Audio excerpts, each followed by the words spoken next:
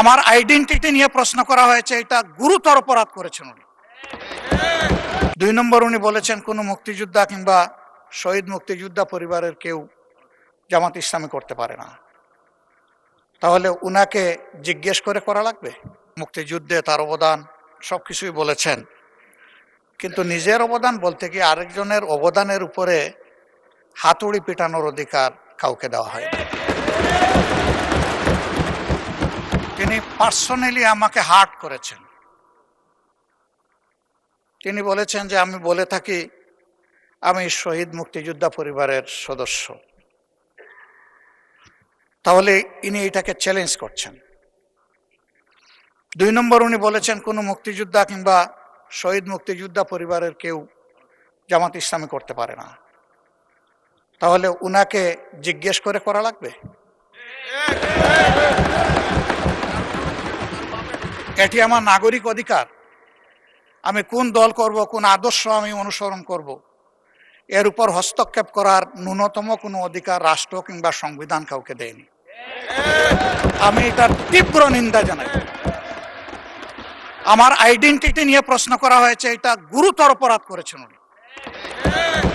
আবার আমার আদর্শ সিলেকশনের ব্যাপারে উনি কথা বলেছেন, এটা বাড়তি অপরাধ করেছেন। আমি অনুরোধ করব মাননীয় স্পিকার, তার এই অসংসদীয় অংশটা এখান থেকে যেন এক্সপাঞ্জ করা হয়। শেষে গিয়ে উনি আমরা কুলা মনে এই সংসদকে ফাংশনিং করার জন্য বর্তমান জ্বালানি অব্যবস্থাপনা সংকট যেটাই বলি সেইটার ক্ষেত্রে আমরা এগিয়ে এসেছিলাম, কুলা মনে কথা বলেছি, নোটিশ নিয়ে আলোচনা হয়েছে এবং পরের দিনে সে মাননীয় প্রধানমন্ত্রী একটা প্রস্তাব দিয়েছেন, আমরা সাথে সাথে এটা গ্রহণ করেছি। তিনি এইটাকে শেষ পর্যন্ত কনক্লুশন টানলেন কি দিয়ে? হ্যাঁ, যার মগজ যেরকম তার কনক্লুশন হবে সেটা।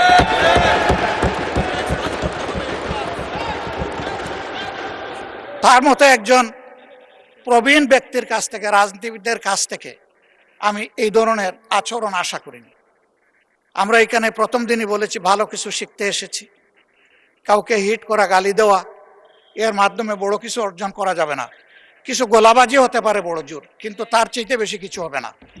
আর সাধারণত যুক্তি যখন ফুরিয়ে যায়, মাথা তখন গরম হয়ে যায়। একটা প্রবাদ আছে, রেগে গেলেন তো হেরেই গেলেন।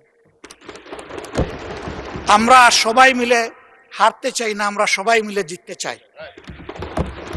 এই জন্য সবাই যেন মাথাটা একটু ঠান্ডা রেখে যুক্তির সাথে সত্য নির্ভর কথাগুলা বলি, তাতে অবশ্যই দেশবাসী উজ্জীবিত হবে, এই সংসদের প্রতি মানুষের আস্থা তৈরি হবে এবং দেশটাকে নিয়ে সবাই মিলে আমরা সামনে এগিয়ে যেতে পারবো।